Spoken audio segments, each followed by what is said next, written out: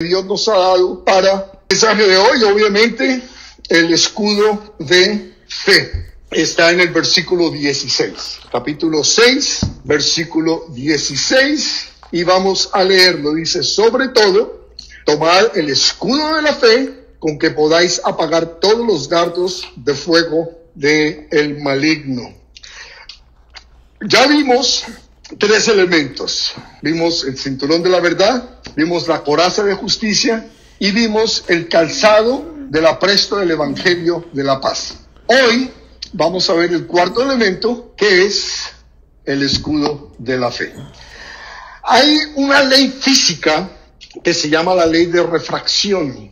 Y en esa ley física ocurre que cuando introducimos un objeto dentro de algo claro como el agua, o cuando lo ponemos en un prisma, en un vidrio, esa ley física causa que los objetos se vean distorsionados. Como en el caso que estamos viendo acá, el lápiz dentro del agua se ve torcido. Yo sé que todos ustedes lo saben porque cuando niños jugaban con esto.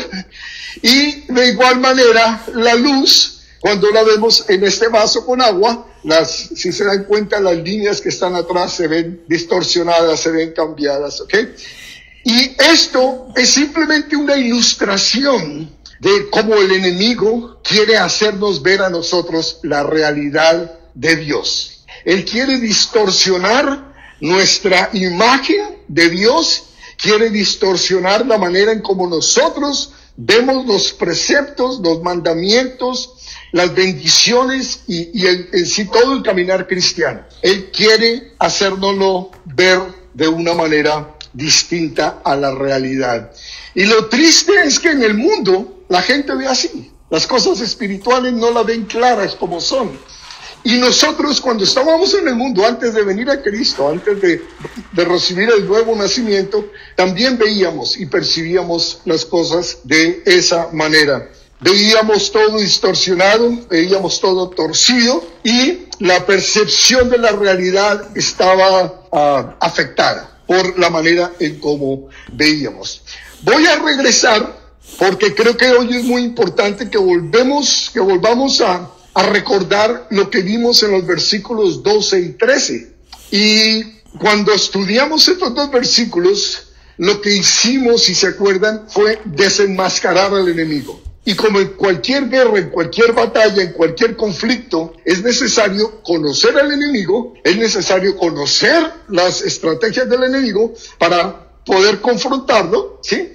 Y con la idea, obviamente, de salir vencedores. Así que los versículos 12 y 13 nos dice: porque no tenemos lucha contra sangre y carne, o sea, nuestra lucha no es contra seres humanos. Nuestra lucha no es contra los líderes políticos, nuestra lucha no es contra nuestro esposo, nuestra esposa, aunque no lo crean. Nuestra lucha no es contra los hijos, ni contra la suegra, ni contra el jefe. Nuestra lucha, nos dice, es contra principados, contra potestades, contra los gobernadores de las tinieblas de este siglo, contra los huestes espirituales de maldad en las regiones celestes. Está hablando de seres espirituales, está hablando de seres espirituales no buenos, demonios, ¿sí? Que son los que Satanás, como nos dice en el versículo anterior, en el 11, nos dice que el diablo es nuestro enemigo y el que nos está atacando. Luego dice: por tanto, tomad toda la armadura de Dios para que podáis resistir en el día malo y, habiendo acabado todo, estar firmes. Y vimos que el día malo para cada uno de nosotros puede ser un día distinto. El día malo, el Señor, a los que caminamos con Él, a los que somos obedientes, a los que buscamos la santidad en nuestras vidas, el Señor nos minimiza los días malos. Pero van a venir días malos, van a venir días más malos que el anterior. Entonces, cuando vengan esos días, es que necesitamos estar preparados. A manera de recordatorio, vamos a ver los elementos. Los elementos son la verdad, la justicia, el evangelio de la paz. Hoy veremos la fe, la salvación, la palabra y la oración. Le titulé arriba, dice 6 elementos y aún 7. La gran mayoría de eruditos y de comentaristas dicen que son 6 elementos. Yo me rehúso a creer esto. Yo sé que estoy equivocado posiblemente, o ellos tienen derecho a estar equivocados, no hay problema. Para mí que son 7, porque yo incluyo la oración dentro de esta coraza. Y vimos la verdad y descubrimos lo importante que es la verdad en la vida de cada cristiano. Es además un estándar absoluto por el cual la realidad es medida. Y la verdad es absoluta. ¿Por qué es absoluta? Porque no es negociable. 2 más 2, les dije, es 4, no 3.8 ni 4.1. 2 más 2 es 4 y no es negociable, y esa es la verdad. Es objetiva. ¿Por qué es objetiva? Porque está fuera de mí. Yo no tengo nada que ver con la verdad. Lo único que puedo hacer es recibir la verdad y aplicarla a mi vida, y es real en su forma original. Vimos justicia también. Y la justicitud, que es más fácil entender en nuestro vocabulario, la palabra justicia, vimos que es la aplicación de esa verdad, es la coraza. Y luego lo vimos la semana pasada, la paz, el evangelio de la paz. La paz no proviene de nada externo. La paz no proviene de Prozac, la paz no proviene de cannabis, la paz no proviene de ninguna droga ni de ningún elemento externo a nosotros. La paz proviene de la predicación del evangelio y la aceptación de ese evangelio. Y una vez más, el articulito famoso que ya habíamos visto en una ocasión, aquí tampoco aplica. Es el escudo de fe. El griego no aparece, es el la. Es el escudo de fe. El escudo de fe. Ahora, hay algo que no quiero que se me escape aquí mismo. ¿Se dieron cuenta ustedes que las letras en mayúscula, verdad, justicia, evangelio de paz, fe, salvación, palabra y orar? ¿Por qué quiero hacer énfasis en esas palabras? Y es por lo siguiente, porque es muy común en muchos cristianos que cuando van a hablar acerca de la armadura de Dios, dicen el cinturón, la coraza, los zapatos, el escudo, el yelmo y la espada. ¿Y eso para qué? Lo que tenemos que saber es que es la verdad, la justicia, la paz, la fe, la salvación, la palabra. ¿Ven la diferencia? Esos otros elementos, el cinturón, la coraza, el calzado, son simplemente, están ahí para ayudarnos a acordarnos de cada uno de los elementos. Desafortunadamente, nos acordamos más de la ayuda para que no se nos olvide que de lo que no queremos que se nos olvide. Entonces, quiero enfatizar mucho en eso. No son los zapatos, ¿ok? No es el cinturón, es lo que representa cada uno de estos elementos. Y yo sé que ustedes se han estado haciendo esta pregunta. Díganme si no. ¿Qué es fe? ¿Qué es tener fe? Fe, obviamente, yo sé que ustedes quieren que yo les hable de Hebreos 11:1. Pero antes que todo quiero, en el contexto en que estamos, quiero que vean que la fe de la que estamos hablando es creer y actuar la verdad. ¿Ok? Fe es creer la verdad y actuarla. ¿Ok? ¿Para qué? Para tener fe hay que conocer la verdad. Yo no puedo tener fe en Superman, que Superman no existe. Puedo tener fe en Spider-Man, pero no.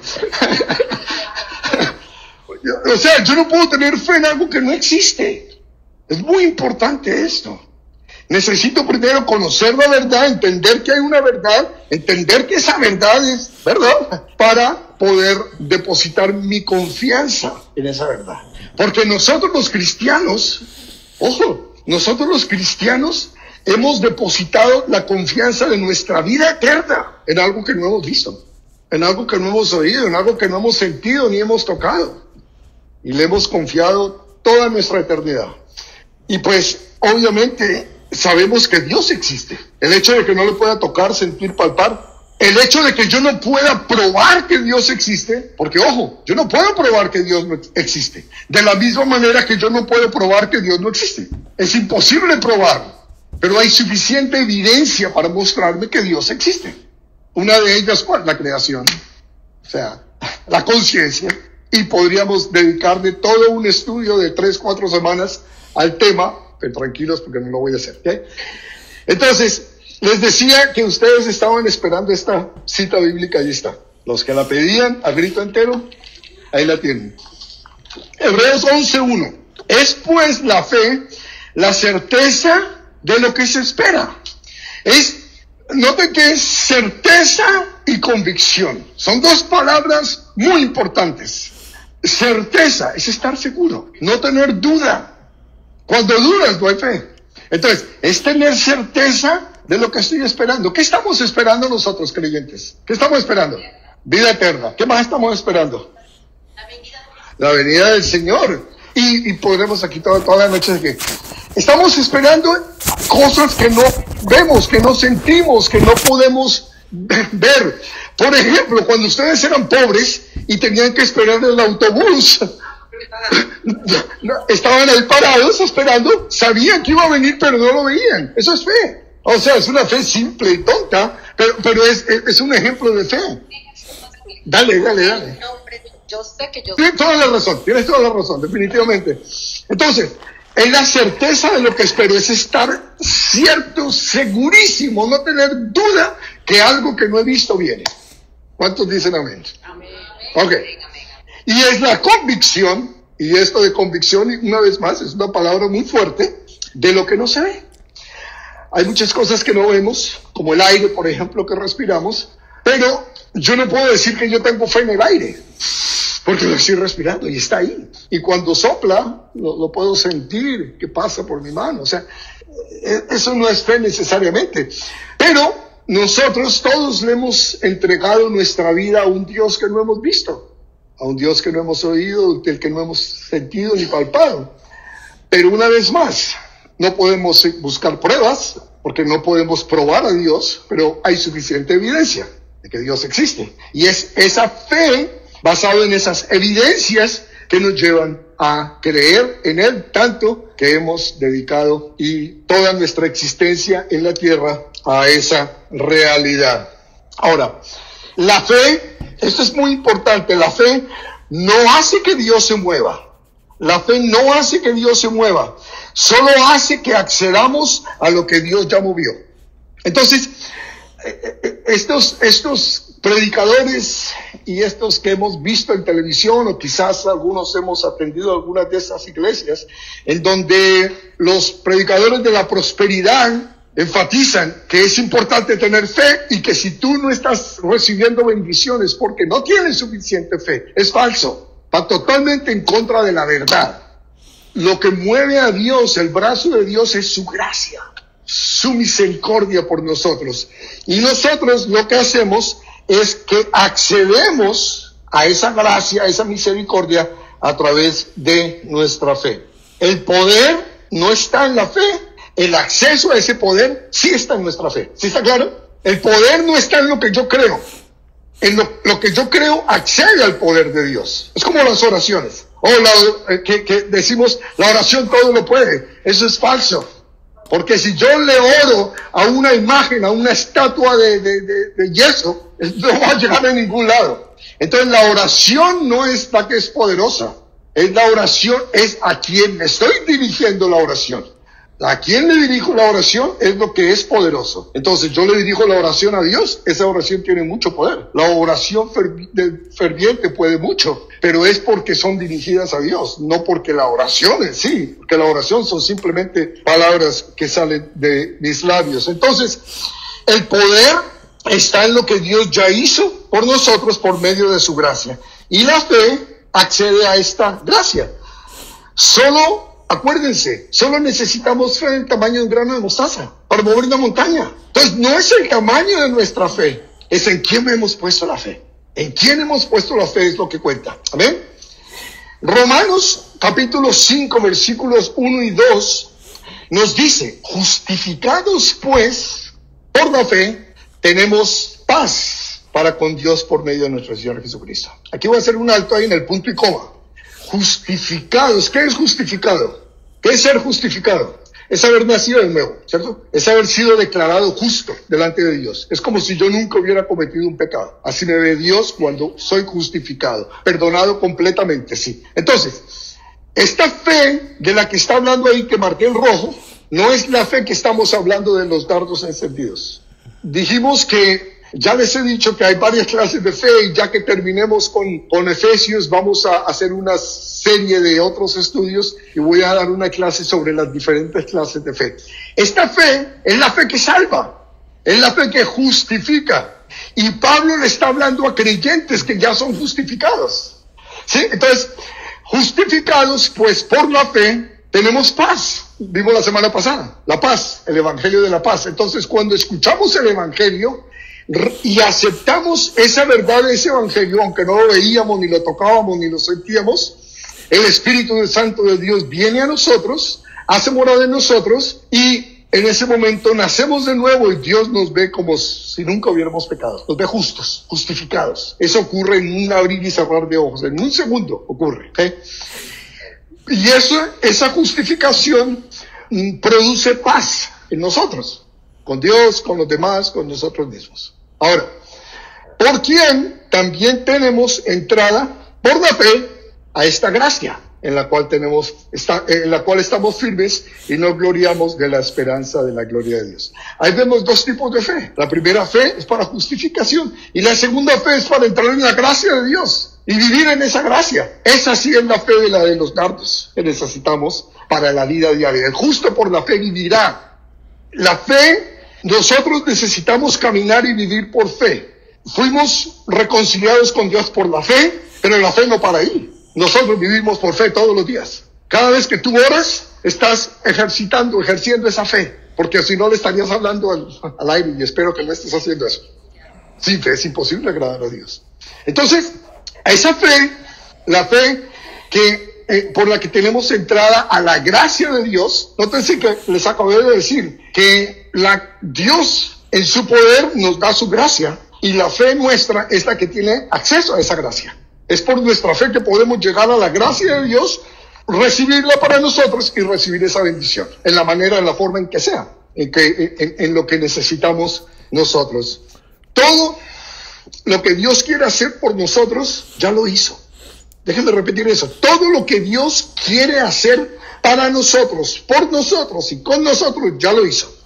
¿Se acuerdan que hace unos meses les mostré el Da Vinci, en donde la creación de Adán? ¿Se acuerdan? Que les mostré cómo Dios estira la mano y Adán tiene el dedito así. ¿Se acuerdan la enseñanza de eso? La enseñanza es que Dios ya hizo todo. Dios ya no puede llegar más allá, pero Adán está así. A Adán le falta estirar el dedo para tocar el dedo de Dios. Y esa es la historia de la humanidad. Dios ya hizo todo lo que tenía que hacer. Dios no tiene más que hacer. Ya terminó. Él solamente está esperando que nosotros por fe vayamos y accedamos y recibamos las bendiciones que tiene para nosotros. ¿Cuántos lo creen?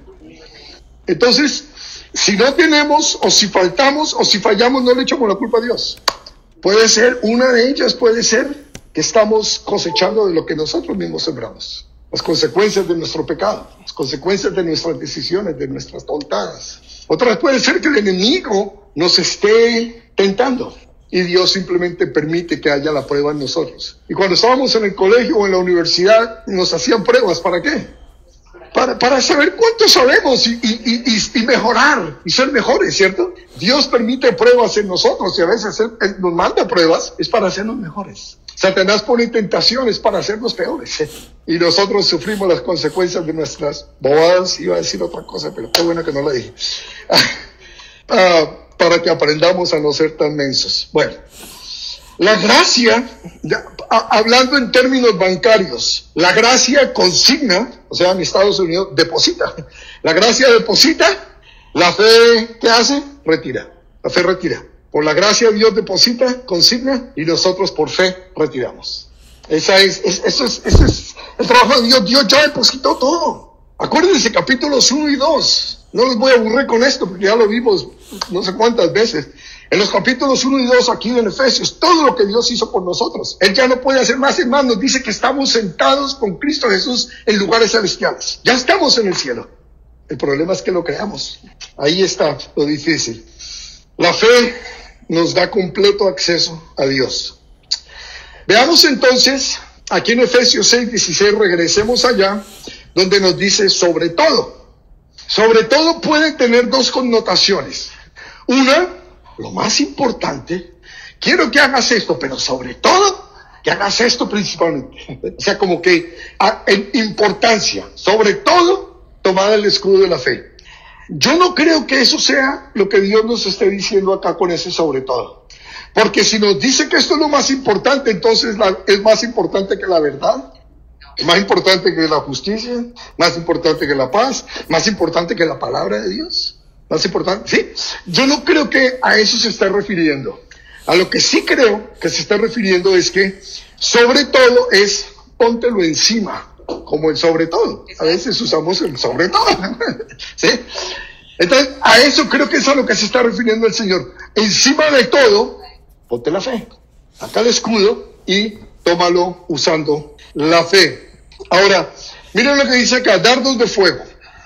Y allá, en este punto me voy a dedicar el resto del servicio, del mensaje, ¿okay? En los dardos de fuego. Ahí estoy yo esta mañana. Eso fue un selfie que me tomé.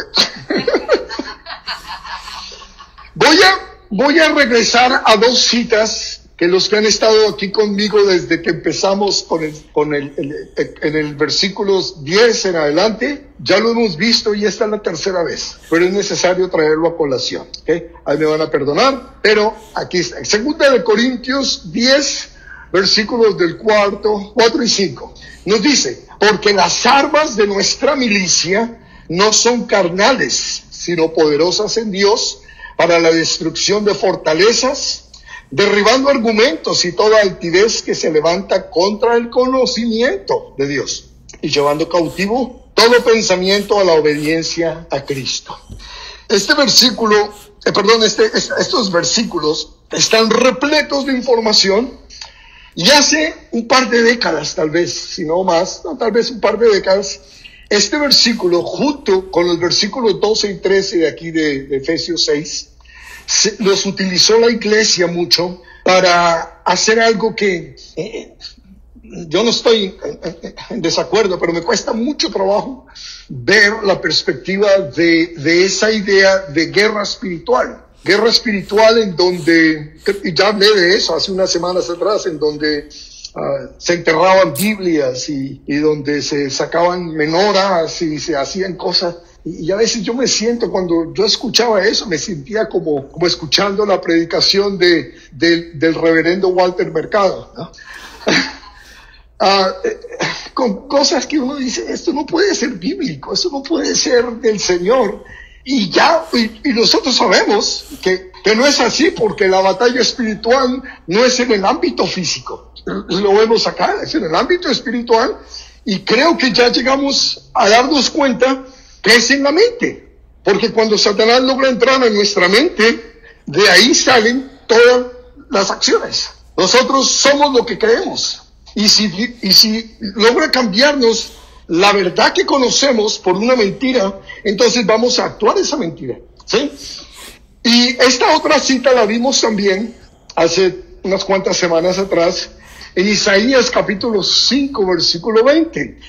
Lo que lleva a tener una idea equivocada de esta guerra espiritual en la carne, que no es en la carne, sino es en lo espiritual, en la mente, lleva a esa consecuencia. Hay de los que a lo malo dicen bueno y a lo bueno malo.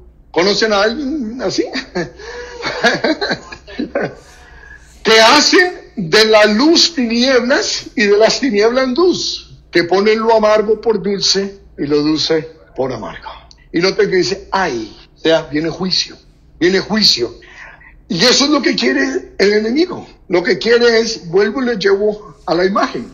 Él quiere alterar nuestra realidad.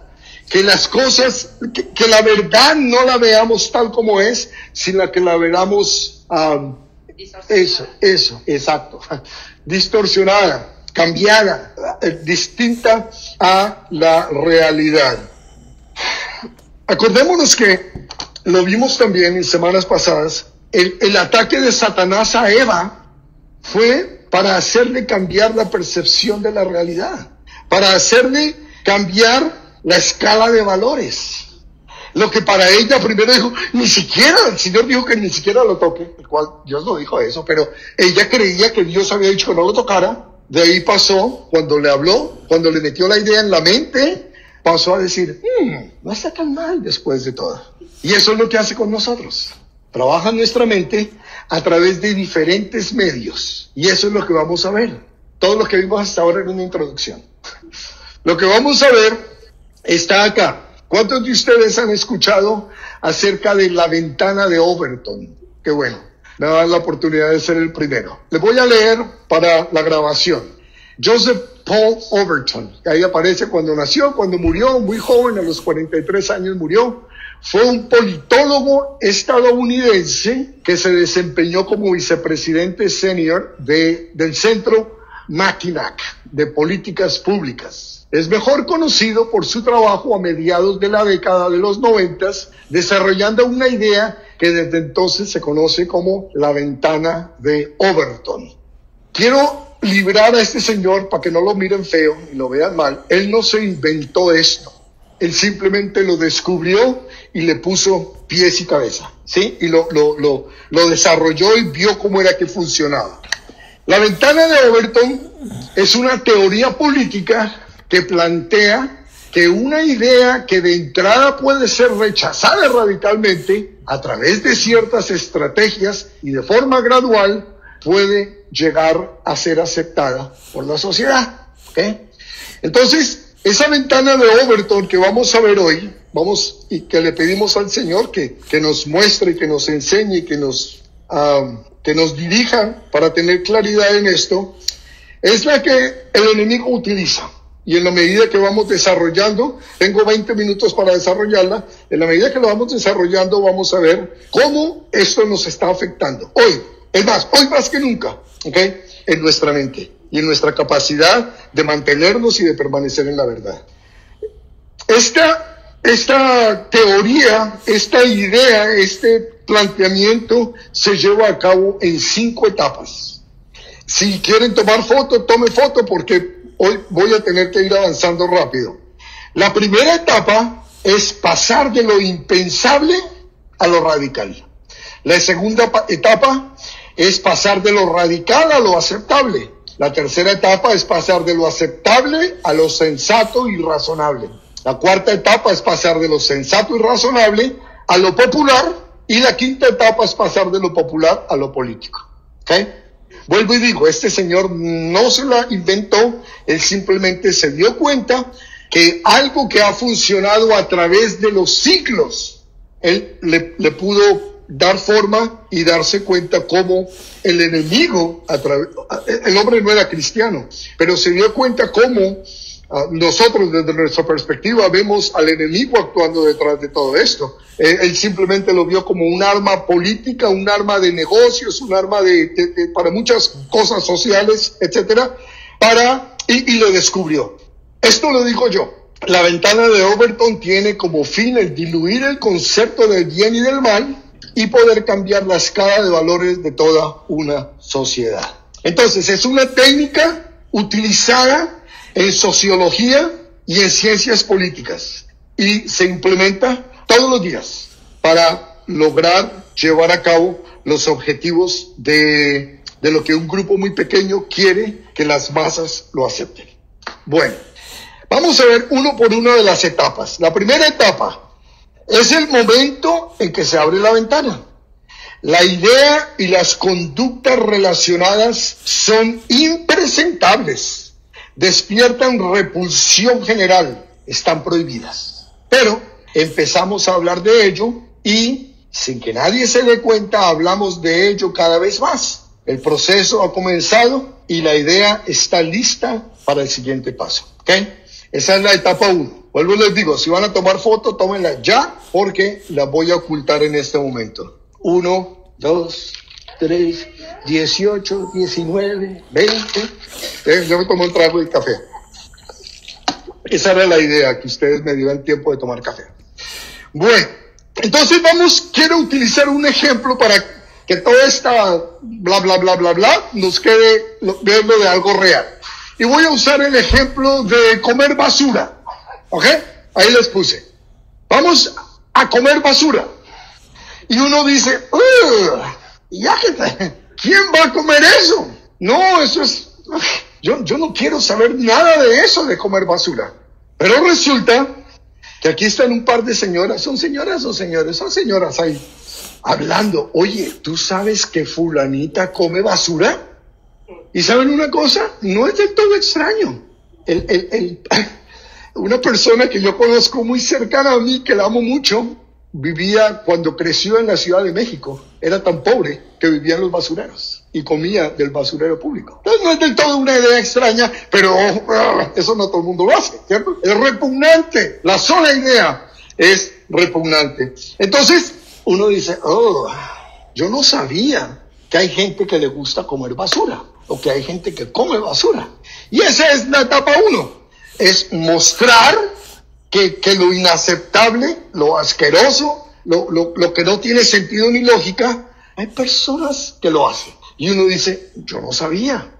Y eso nos lleva a la etapa 2. En la etapa 2 es pasar de lo radical a lo aceptable. Yo nunca lo haría, pero ¿por qué impedir que otros lo hagan? Aunque con la debida distinción, la ventana, entre comillas, entra en la esfera de lo socialmente relevante, los expertos toman el campo en varias capacidades en los salones de televisión. La opinión pública suspende el juicio, se mueve hacia posiciones más blandas, entre comillas, que parecen neutrales. Entonces, en este siguiente paso, entran, como siempre, algo que es neutral, ¿sí? ¿Cómo no?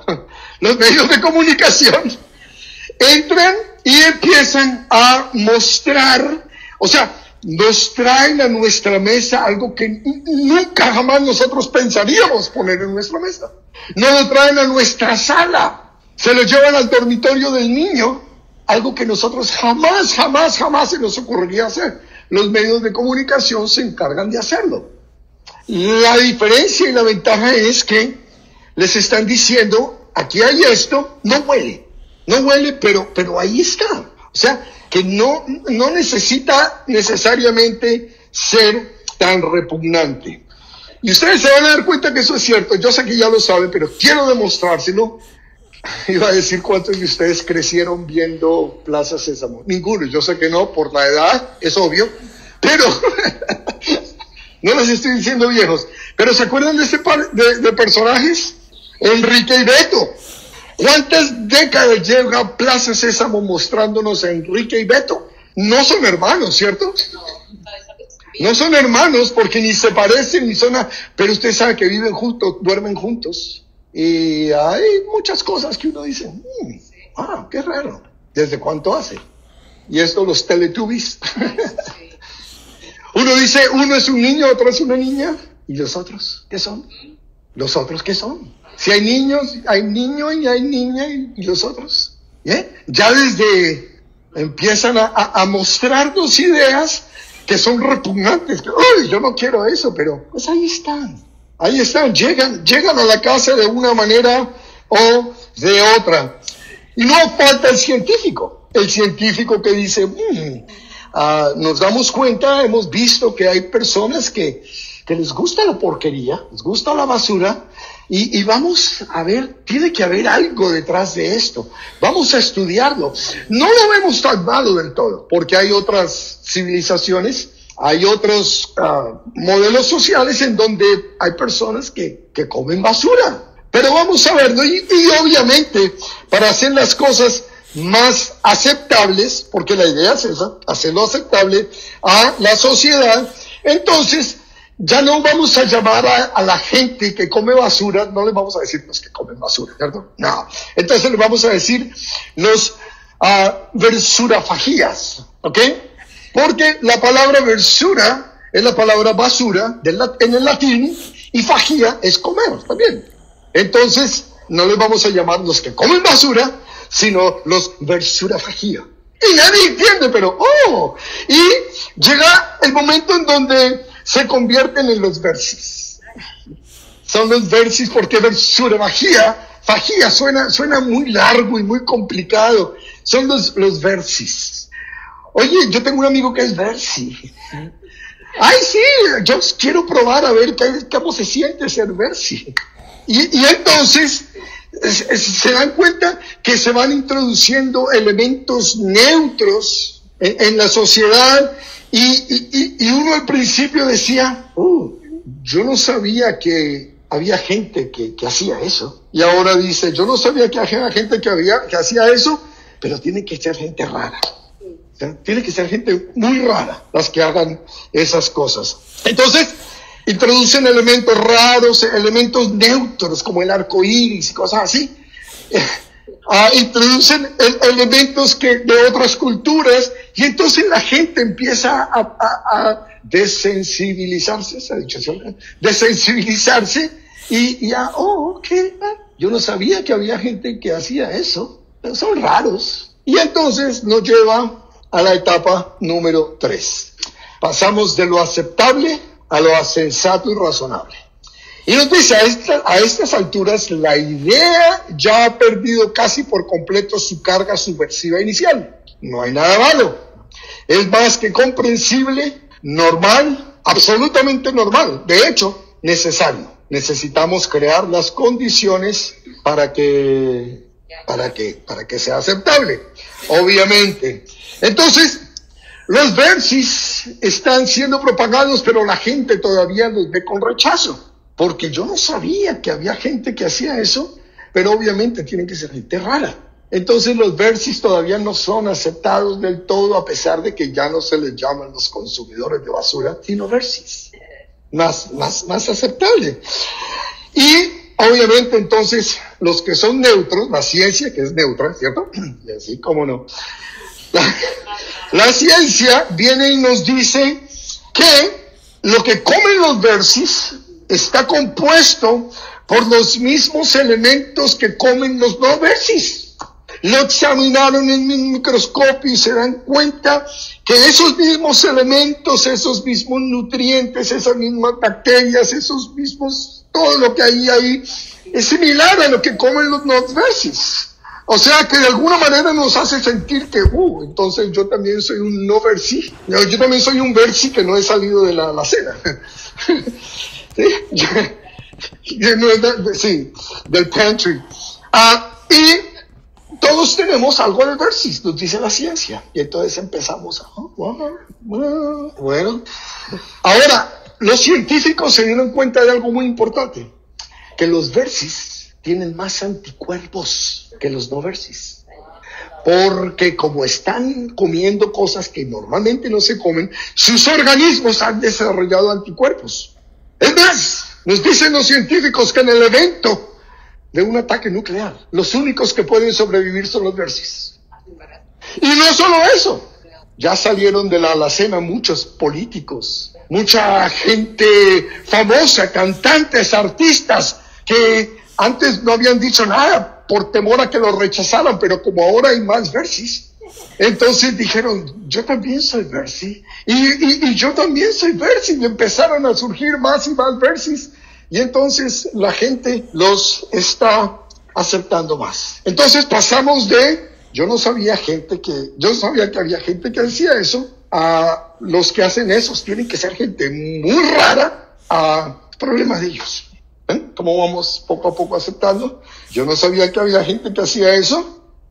Son gente rara, pero es problema de ellos. Y ahí vamos entonces aceptando. Luego, en la etapa 4, de lo sensato y razonable a lo popular. Dice, la ventana que se ha elevado a una nueva etapa reúne un consenso político creciente y al mismo tiempo puede aumentar el consenso para la política. Ahora representa un sentimiento común, ampliamente compartido, que se refleja en la cultura popular. Es más, hay testimonios de cantantes, actores, programas de televisión, etcétera, etcétera. Y nos damos cuenta entonces que empiezan a surgir los artistas, los famosos, este es Mr. Bean.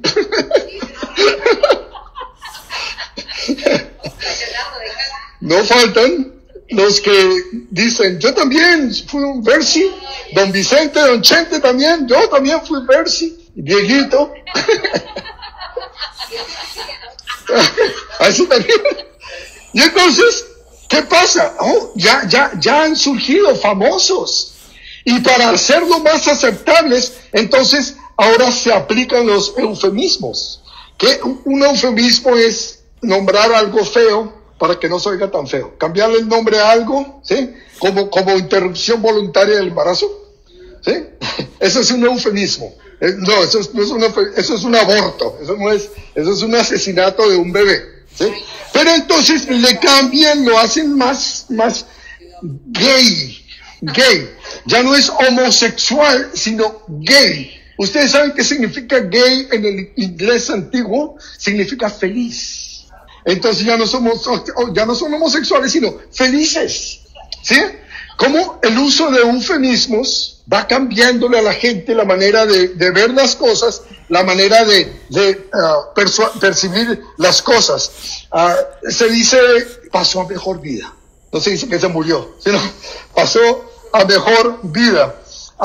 Esta persona es un experto en eliminación de residuos sólidos urbanos, en vez de decir que es un basurero. Entonces, se usan eufemismos para hacerlo más sencillo, más aceptables, ¿sí? Y ahora los Versys son optimizadores de recursos, o Versys. Ya no son los que tragan basura. ¿Saben? ¿Cómo todos estos eufemismos, cómo todas estas tácticas, cómo todo esto va haciendo que se vayan haciendo más aceptables a la sociedad? Son progresistas. ¿Quién está en contra del progreso? No, pero ellos son progresistas. Ellos son pro-choice. Ellos están en favor de la adopción igualitaria. ¿Y quién está en contra de la adopción igualitaria? Todos estamos en favor de la adopción, ¿cierto? Igualitaria, pues tiene que ser igual. Lo que no dicen es que son los pedófilos homosexuales que tienen una relación antinatural experimental.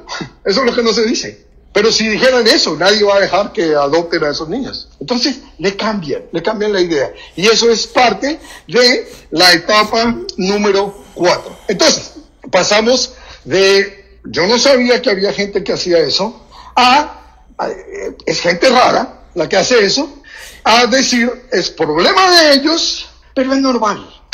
¿Sí ven ya dónde vamos? Es normal. La gente lo hace, es normal. ¿Y quiénes somos nosotros los que no aceptamos a los Versys? Los intolerantes somos nosotros. Y vamos con la última etapa, la etapa 5. Se hace legal. La idea se incorpora oficialmente al sistema estatal y el objetivo está logrado. No sabía, la gente que hace eso es gente rara, es problema de ellos, es normal, pero así debería ser. El raro soy yo. ¿Ya? ¿Ven a dónde es que nos lleva esto? Y como si eso fuera poco, y yo sé que ustedes lo han visto, ellos utilizan la casuística, un término que posiblemente no lo han escuchado ustedes. Aquí se lo escribí para que sepan qué es. Es la ética aplicada a casos particulares, utilizando la razón para resolver casos morales. ¿A qué se refieren con esto? Entonces, ellos, usando la casuística, utilizan a un frigis, que toda la vida quiso ser frigis. Un Versys que toda la vida se lo prohibieron. Entonces, este niño se suicidó. Ese caso, entonces, sale en todos periódicos, en revistas, en televisión, en todos los medios sociales, aparece este caso único y exclusivo. Y muestran también a aquellos que no son Versys, que maltratan a sus hijos, que los golpean, que son malos, que les esconden la comida. Muestran esos dos contrastes para seguir persuadiendo a la sociedad y mostrar cómo ellos son los buenos y tú y yo somos los malos. Ay de los que a lo malo dicen bueno y a lo bueno malo, que hacen de la luz tinieblas y de las tinieblas luz, que ponen lo amargo por dulce y lo dulce por amargo. Mis hermanos, ¿qué viene después de esto? Ya en Holanda aceptaron la pedofilia, en Estados Unidos están buscando la pedofilia, en Canadá están buscando aceptarla, aprobar, legalizar la pedofilia. Ya acá los niños van a la escuela y dicen, wow, wow, wow, yo soy un perrito, miau, miau, miau, yo soy un gatito. ¿Han visto esos? Ya no solo niños, adultos también, y todo eso es permitido, todo eso es legalizado, porque ofende y maltrata a los versos. ¿Qué sigue después de esto? No, ya eso es ilegal, totalmente. Sí, pero es gente rara, es problema de ellos, es natural, así debería ser. ¿Y sabe qué? Hagámoslo ley. Ese es el último paso. Hagámoslo ley, legalicémoslo. Y hay que entender esto. No son necesariamente los políticos los que están trayendo estas ideas y estos conceptos. Los políticos lo que hacen es que, como son políticos y su filiación es a ellos mismos, a querer alcanzar poder, entonces cuando estos versis vienen y se acercan al político y le dice, nosotros queremos que usted apruebe la ley en donde nuestros derechos sean respetados. Y aquí está esta donación, y tenga por seguro que nosotros vamos a estar llevando, pasando flyers para que más y más gente vote por usted y cuente con nuestro voto. Somos un grupo muy grande, cuente con nuestro voto. Y los políticos, ¿qué hacen? Acceden. Y entonces pasan esas leyes que nosotros decimos hoy, wow, ¿en qué mundo estamos viviendo? Eso es lo que está ocurriendo en nuestra sociedad el día que no. Entonces, mis hermanos, todo esto yo lo comparto porque es necesario que entendamos que necesitamos exponernos a la verdad hoy más que nunca. Tenemos que exponernos a la verdad de la palabra hoy más que nunca. Lo de Dios siempre es verdad. Lo de Dios siempre es firme y no depende del pervertido que esté lanzándose para un puesto de gobierno, no depende de la sociedad, no depende de lo que esté pasando en las escuelas, de lo que esté pasando en ninguna parte. La palabra de Dios no pasa de moda, siempre es verdad. No construyamos sobre la arena, hermanos. Mantengámonos firmes en lo que ya sabemos. Esos que les acabé de mencionar ahora, les recuerdo, son los dardos del enemigo. Son los dardos. Y hoy más que nunca, el leer la palabra de Dios, el orar, el venir a la iglesia, el estar en un grupo, el estar en convivencia con otros cristianos, es cuestión de supervivencia moral. No es tanto por santidad ni tanto por nada de eso, es cuestión de supervivencia moral. Porque por todos lados nos están atacando, por todos lados. Y donde nos descuidemos, mis hermanos, donde dejemos de leer la Biblia por un tiempo, donde dejemos de venir a la iglesia por un tiempo, va a pasar que todo esto que escuchamos, esos bombardeos a diario, constantemente, van a venir y va a hacer mella en nosotros. Y vamos a terminar creyéndolo. Nosotros no estamos exentos. El Espíritu de Dios vive en nosotros, pero les dije al principio, Él es un caballero y Él no nos va a forzar a hacer nada. De nosotros depende que tomemos el escudo de la fe. Amén. Padre, gracias, Señor, te doy de todo corazón, porque podemos una vez más desenmascarar al enemigo, ver sus artimañas, ver las maneras en como Él no tiene compasión de nosotros. Él no acepta tregua. No podemos sacar una bandera blanca y decirle paz. Él quiere nuestra destrucción. El enemigo no vino sino a matar, robar y destruir. Y tú nos dices, pero yo he venido para que tengan vida y la vida en abundancia.